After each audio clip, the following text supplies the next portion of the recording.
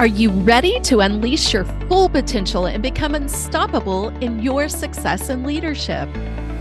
Welcome to the Unleashed and Unstoppable podcast, where we provide powerful insights and strategies for coaches, corporate leaders, and entrepreneurs. I'm Alexanne Carter. And I'm Carol Register, and we're certified master neurocoaches who are passionate about helping you overcome your limiting beliefs and optimize your performance. Each week, we'll be sharing actionable tips and strategies using neuroscience, from interviews with industry experts to solo episodes, to help you lead a life of power, purpose, and possibility on your own terms. Join our community of like-minded individuals. Hit subscribe now, and let's be unleashed and unstoppable together. Hey, I am super excited to be back with you this week with a very special guest, somebody that I just connected with instantly. We're so close in heart. And let me tell you a little bit about her. It's the amazing Lindsey Schwartz. You guys are just really going to be receiving, you listener, are going to be receiving some fabulous information right here, right now. So, hi, Lindsey. I'm so excited to be here with you. Who would have thought a chance airplane meeting would have us connecting here on a podcast? So true. And it was in October. It seems like a lifetime away already. Doesn't it? I know. It really does. Well, I want to tell you all about Lindsey. She is a wellness entrepreneur and the best-selling author of Powerhouse Women, How to Get Out of Your Own Way and to fulfill your unique purpose and live that powerful life that you want to live, right? And she's a talented sell-out speaker. She has a very successful podcast, just one word different than Powerhouse Woman book. It's Powerhouse Women podcast. And she's just a beautiful, kind human. And after seeing numerous women in life stop short of pausing their own entrepreneurial dreams because of fear and self-doubt, she saw the need for more honest conversations about the ups and downs of entrepreneurship in order to show us that we don't have to have it all together to get started. And from there, the Powerhouse Women community and annual event were born. And I can't wait to dive in with you and hear more. I'm just really so grateful because you're inspiring to me as somebody who very much has had trauma and wants to hold back. And just, I'd love for you to dive into the courage it takes to actually put yourself out there to the world and accept and receive what comes back to you from that. Well, my goodness, that could be an entire book in itself, couldn't it? It's something I'm learning about every single day. And I can honestly tell you, I thought maybe 10 years ago, I was really just starting on this personal development and entrepreneurship journey. I thought you eventually got to a point where you just didn't deal with fear or you didn't struggle with those, limiting beliefs and thoughts. And the truth is they've actually grown. The fear has gotten bigger in proportion to the level of the goals that I'm chasing now. But I've also gotten better, and I've worked so much on my mindset and so much on just me as a person, even more than my business. And so it's just so cool to reflect back. And I think back often to the version of me who said yes to writing a book when I had no business writing a book, no audience, very, very small audience. I was not a writer. In fact, I had a lot of evidence for why I was not a good writer and no one would want to read this book. And I just knew there was something in me that was like, hey, this is an opportunity that's going to teach you something. It's going to show you something about yourself that you want to learn. And that's why you feel so restless right now. So when I was a wellness entrepreneur, that chapter has closed. I had this season where I just realized I was very restless. I was just craving more. But what I didn't realize at the time is the reason I was feeling so restless is I wasn't really challenging myself. I was living very much within my comfort zone. And it was tricky because I could get away with operating at maybe 60, 70%, never really getting too uncomfortable or risking too much. And I could still get results, and it could look really impressive on the internet. But at the end of the day, if you hit, if your head hits the pillow and there's more for you and you're not really unlocking that, it's eventually going to catch up with you. And so my journey into saying yes to writing a book and publishing it, having literally no plan for it to be more than just a project I did for myself to show that I could do it, went on to inspire an entire movement, a global movement and an event and all these cool things I get to do now. But it really started with that word you used, which was the courage to take the first step when I had no idea what it was going to turn into. And I really had no idea what I was doing. I was operating on pure faith with the intention to experience something new for myself. Wow. Wow. That is so interesting, and it leads into like, where did you get the inspiration to share it with us all?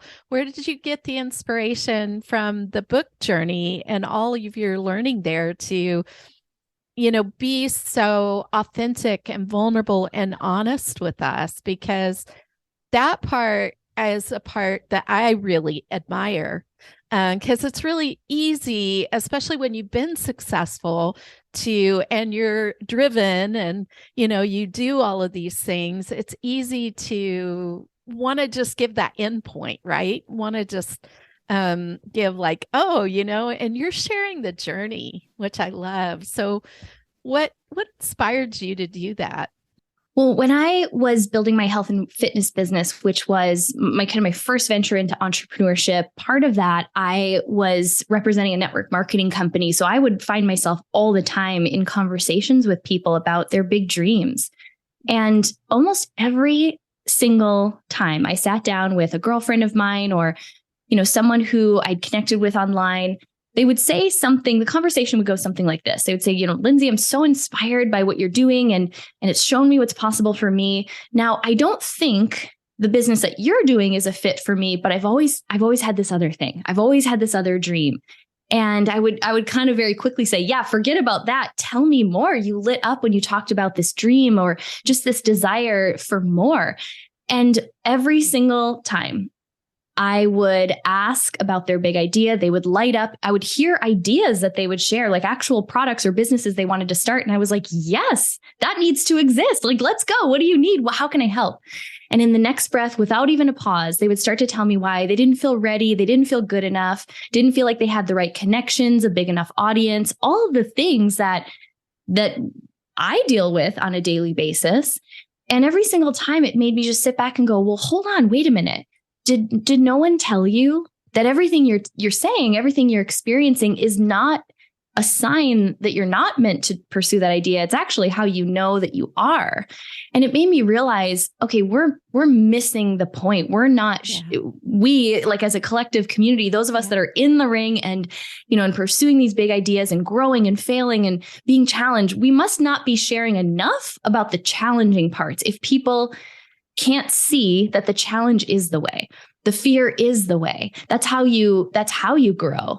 And it was at the time, it was the time in Instagram history, I can say, where, it was just more of the very curated feed, the more sharing the highlights, which are beautiful. And I share a lot of highlights, but I was realizing that we were doing these, women who had ideas that would absolutely change the world. We were doing them a disservice by not sharing enough about the hard parts in the moment. And that was what I really set out to do is I want to connect with women. I want to speak with women.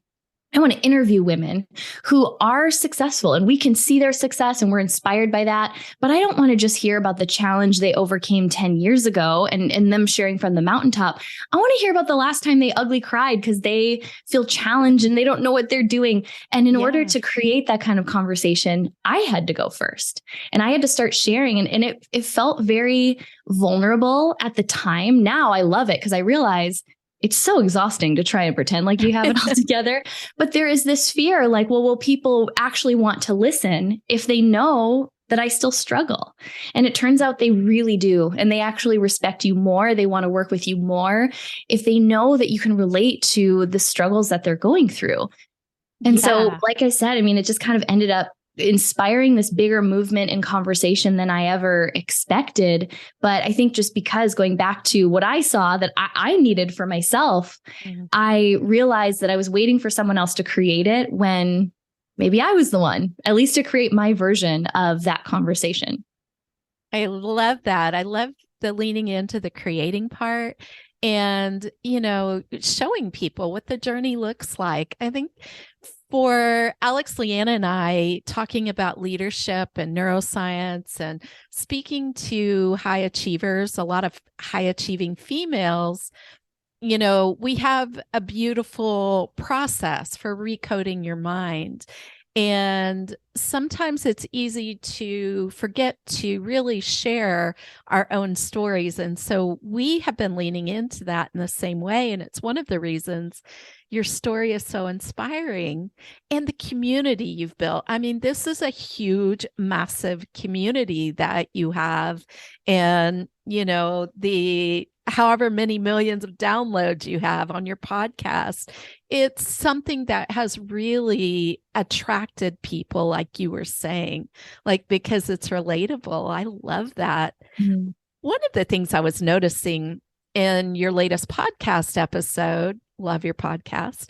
You're so kind. Thank you. It was that you were talking about, and this resonated because of the neuroscience, I'll just say, you talked about the brain doing these little microaggressions. And I loved that because we do operate from limiting beliefs. So I'd love to hear more about your perspective on those little microaggressions, as you put it. I came up with that word to describe it as I was working with my mentor recently. And I also love neuroscience. I love the brain. I love learning about how my brain works because it's really supported me to take those courageous steps. It's helped me to realize that, okay, when that chatter gets kind of noisy, it's usually a sign that I'm getting dangerously close to a new breakthrough. And my brain just wants some safety and comfort and security. And I'm definitely in a growth season right now. I always am to some extent, but I feel like I'm shifting some pretty big things at the moment. And I'm just really enjoying that journey and being present in that journey. And sometimes, just loving myself through it because it's not always fun. It's not always cute. It's called growth for a reason. And I realized recently, and this is kind of my cue, that something is showing up for me to look at in order for me to grow past it. And the one that's showing up recently is just noticing almost like someone turned up a volume dial where they're just becoming more noticeable, these little thoughts that would normally run in the background. And I call them microaggressions because, they're not outright. I've worked a ton on my mindset and for the most part, I'm a very confident person. I can step on stage and I can, command a room and I know that I'm a gifted leader, and I still really wrestle with thoughts that aren't that kind about myself. Yeah. And I've noticed them more lately. Now, I don't think that there's more thoughts. I just think someone turned up that dial because the lesson that I'm learning in it is that if I want to lead at the next level, it's going to require me to bring another level of self-acceptance to all parts of me. So I'm not working with these little microaggressions and noticing, when I just say things that aren't kind, that's really what they are. It's just things that are judgmental, or it could be about how I look. It could be about how I speak, or, anything. When I'm showing up and really putting myself out there, I notice that the dialogue that goes on internally is not often very encouraging, let's just say. It's not how I would encourage you, and pour into you.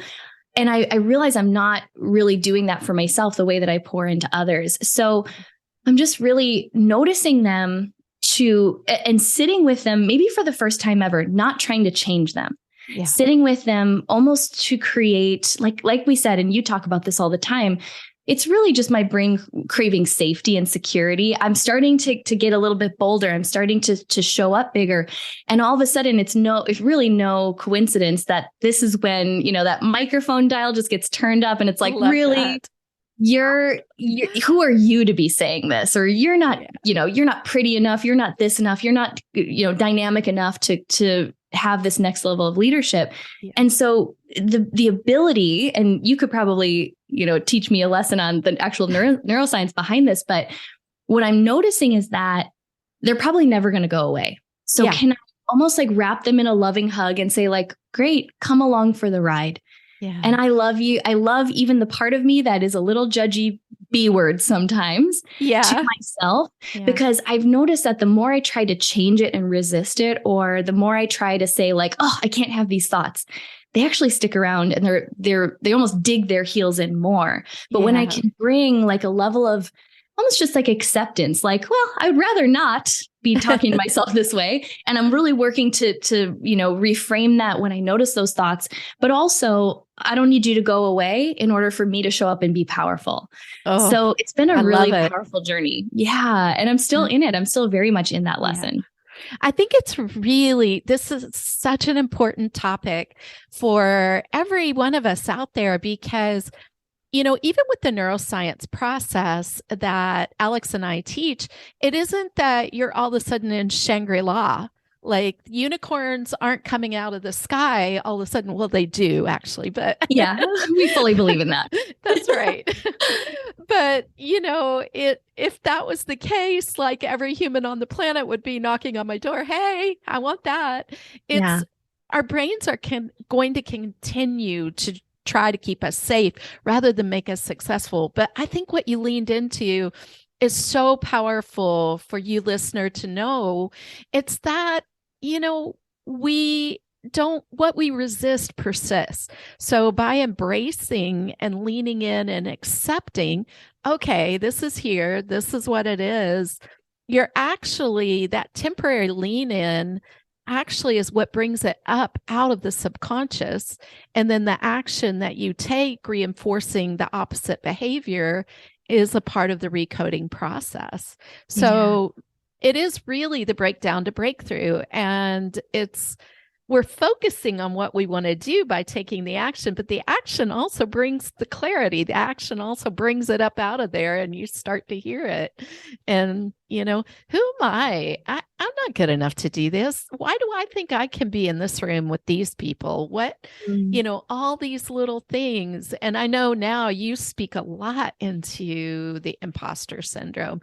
I love what you've shared. It's come to me in key moments of my own limiting beliefs showing up, my own microaggressions, where I've heard your voice going, be bold. Who are you letting stop you? Your voice matters, all of the things that you share.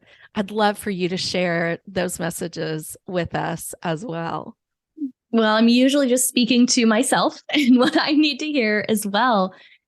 Because the truth is, it does take courage and bravery to put yourself out there, whether that's putting yourself out there in your career and you're just stepping up and using your voice more, asking for more leadership, or maybe you are leading an organization or leading a business, or, putting yourself out there on the internet like Carol and I are. It takes courage. And I think it's helped me, and this is why I love your work so much. It's helped me to know and realize how my brain is wired. So I kind of know what's happening when I'm in those moments. And then, just really being able to self-soothe and the messages that really self-soothe me help to encourage someone else who might need to hear that message in that very moment. And it's just really been fun, especially having a podcast platform, sharing just what's on my heart to share, trusting that whoever is meant to hear it and needed it that day is going to get what they need. But it all stems from the fact that I do believe if you have that feeling inside that you're meant for more, that was given to you for a reason. Mm-hmm. I don't think we are wired, whatever your belief system is, I don't believe we are wired by our creator with a desire for more if we're not meant to go on the pursuit of what that is, whatever more means to you, more impact, more purpose, and to realize that if you have the desire, it means that somewhere out there in the world, there is a person, kind of an equal opposite force, who needs your message in order for them to get the breakthrough that they need. They could listen to the most amazing speaker in the world, and not get the breakthrough they need because they needed to hear it through your story and your message. Wow. And it was something that I really sat with when I was writing my book. That was an entire spiritual experience in itself, because there were parts of the book that I fully felt I was sort of channeling from somewhere else. It was just as much for me, the message that was coming through, as it was for everyone who would read it. And that was a big one that I really had to sit with and go, okay, wow, I'm going to trust this. It just gave me enough courage to put the book out there and just say, well, I'm going to trust that if I have the vision to write this book, someone must need it. And again, I never in my wildest dreams imagined it would turn into what it has. And that's really how this journey looks. You don't get the certainty and the validation that the courageous step is going to turn out the way you want. It might turn out even better. It might blow your mind with who you get to impact and serve, right? But in the moment, it requires faith. It requires you to say, well, I'm going to surrender this. I feel really strongly that I'm meant to do this thing or pursue this opportunity. I'm just going to trust that it's got something to show me. And the more I stay focused there, as well as on, well, if it could help one person, it's worth it. It's worth all the discomfort. It's worth all the, tears and sometimes like really doubting myself. If it could help just one other person take the next step for them. And, at least for me, that is what has gotten me out of my own way and just doing some of the things that I'm doing now. But I absolutely still to this day feel positively intimidated by the next level goals that I'm pursuing. And that's the journey. Now I just know it.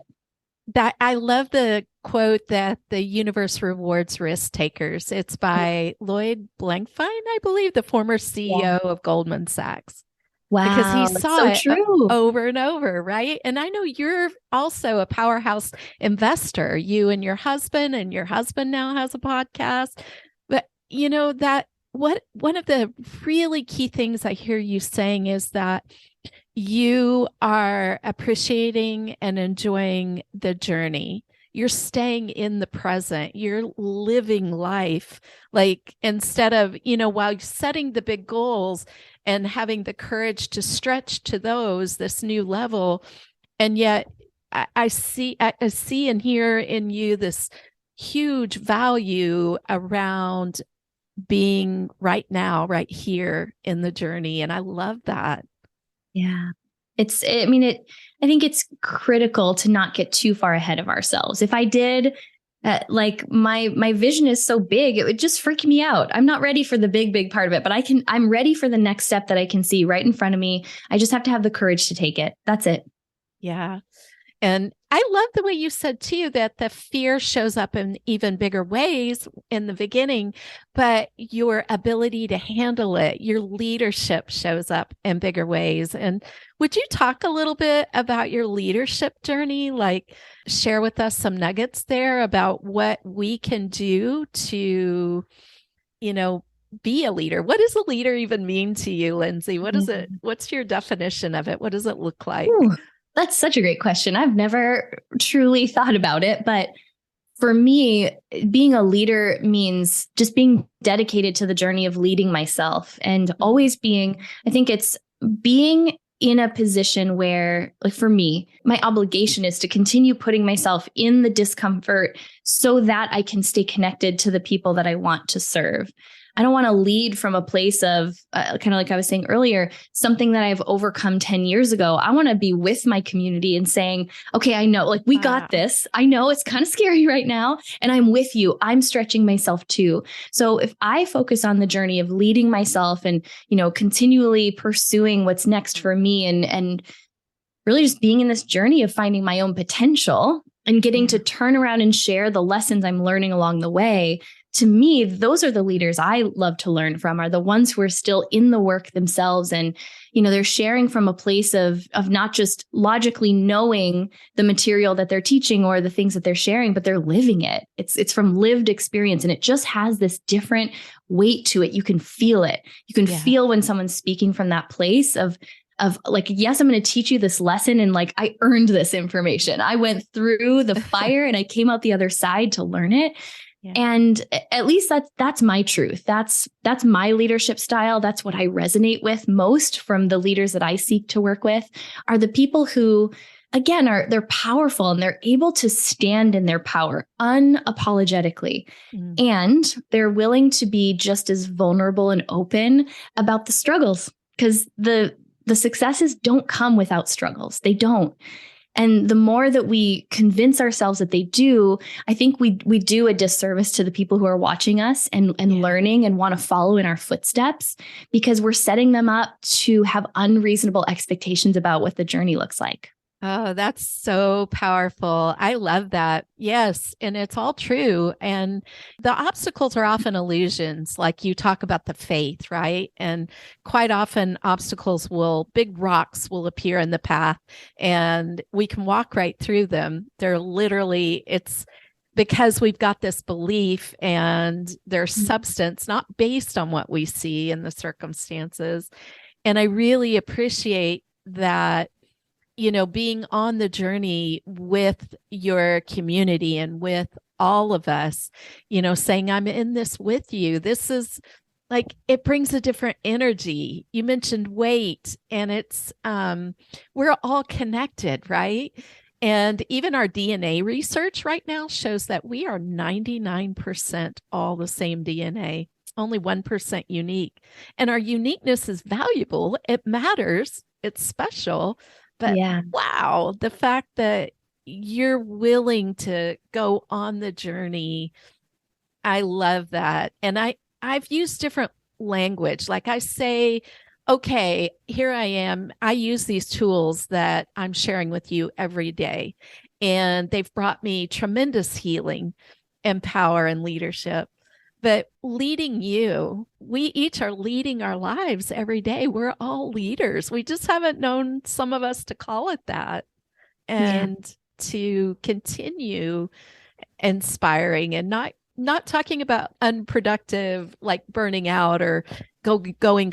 We need productive rest, but I think the misnomer is comfort zone. We're going and just sitting back on the couch. Oh, now I've made it. It doesn't work. Yeah, it's so true. It's so true. And we're all leading someone, even if it just starts with ourselves. And it's the same thing with influence. We all have influence in our circles, in our lives. And that's really what leadership is about. It's the ability to influence others for good or for otherwise. But I would imagine the people who listen to your show are here to influence for good. And those are the kind of people that you and I both want to talk to. We want to be in the room with those leaders who are committed to their own growth and on this journey, willing to share it with the people that they're leading. Oh, yeah. Yeah, I love this so much. Again, I just always get like my heart starts to flip out and leap because I just resonate so much. And I know you are too. And it's so incredible to hear what Lindsey brings to us. And so, Lindsey, what are you doing right now? I know you've got an event coming up. Let's talk about that. It sounds amazing. And I know you've been doing this for a while. So I'd love to hear about it. Well, I love to talk about it. It's my favorite day of the entire year. So this is a very biased opinion. So take it for what you will. But what I shared earlier about just really craving a space that I could be unapologetic about how big my dreams and aspirations are, but equally honest and vulnerable about the parts that are challenging and feel equally safe to share both sides of me. That's truly what the Powerhouse Women event has become. It's a day designed to help you get out of your own way at the next level and pursue your big ideas. And for some people, that means, they look on the surface like, we have 7-figure business owners in the room. We have people who've been wildly successful, but they know there's more and they know they're ready to be called up into whatever is next. So whether you're a business owner or not, if you're a woman who is hungry to grow and evolve in your life, this event is for you. And it's just so much fun. It's the most encouraging space, like physical space, you will find if you right now aren't surrounded by others who are having these kind of conversations. If you don't have friends who, want to sit around and talk about big ideas more than they want to talk about other people, then this event is the place to meet and connect with those people. And really, community is the part we haven't even talked about too much, but having a community to support you on this journey of growth is vital. It's absolutely vital. So we're going to put about 600 of those women in a room. So if you want to meet some, if you want to make some like-minded friends, that's a great place to do it. And it's all taking place in Scottsdale, August 25th and 26th of this year. It's just right around the corner, and we're so excited. That's amazing. I think I'm so inspired. I have never been to one of your events, but what I've seen online, I was just like so excited because it looked like some really unique experiences that maybe aren't typical of going to a conference, quote unquote. And I love going to conferences and gaining things, but yeah, I'm given a teaser, I think, about some of the cool things that I've seen as far as what you're doing at these events and the way you bring in community. I mean, that's really the core of who you are and what you're doing out there. And so many of us have felt alone on the journey, and we are the 5 people we're surrounded by. So being in a community of people who are wanting to grow and up level and know there's more for them, no matter where you're at on that journey, even if you're already past 7 figures, that is so cool. Cool. Yeah, it's so true. Yeah. And I just want to thank you for being here. I feel like I could just talk to you for hours. I'm so excited that you came and you're giving us this information. Is there anything else that you would like to say to our audience before you go? Because, yeah, guys, I'm telling you, this woman, she's incredible. Oh, you're so kind. You know, I think we said so much of what I want people to not just be inspired by. I want them to go and take action on it. And that's probably the final thing is there will come a time in your journey, and maybe you've done that already. Maybe you're at the point I was 6 or 7 years ago where I knew that there was more for me and I felt really stuck. I felt restless, and everything I wanted was on the other side of taking that first bold action, and then the next one, and then the next one. So if you're listening to a podcast like this, I know you are one of those people who's hungry to grow and expand. And yeah, just know you're not alone. It does not have to be a lonely journey. Wow. Thank you, Lindsey, so much. I want to tell you, we will have her information in the show notes. And so you can connect with her because, Alex, Leanne, and I know that our world is filled with abundance, and our relationships are the most powerful thing on this planet. Along with when we elevate in any one area, we elevate in all areas, right? So thank you for being here. Thanks so much for having me. Okay, we will see you next week. Thanks for listening. And I can't wait to bring you more great information to elevate your life so that you can be unleashed and unstoppable. Ciao for now. Thanks for tuning in to another episode of the Unleashed Unstoppable podcast with your hosts, Alexandra Carter and Carol Register. If you enjoyed this episode and you'd like to help support the podcast, please share it with others, post about it on social media, or leave a rating and review and subscribe. That's all for this episode, Wildly Ambitious Leaders. See you next week.